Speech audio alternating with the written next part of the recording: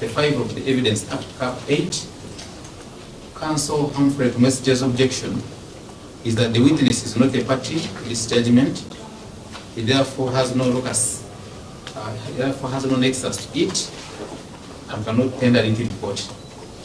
Counsel Bernard associated himself with the submission of Counsel Message and submitted that this judgment is not relevant to this case as per section 4140 of the Evidence Act.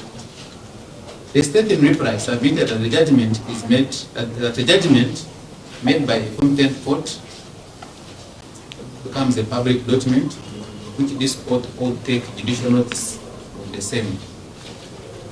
I've read the High Court Criminal Appeal number 47 of 2012, Pastor Solomon Murray and 5 others. It was an appeal after a conviction of the 6 pastors. The complainant in that case was Pastor Robert Kayanja, as mentioned on page 4 of that judgment. Even though criminal judgments are instituted in the names of the state, but the state is not an amorphous object. It acts through human beings who become complainants in criminal cases.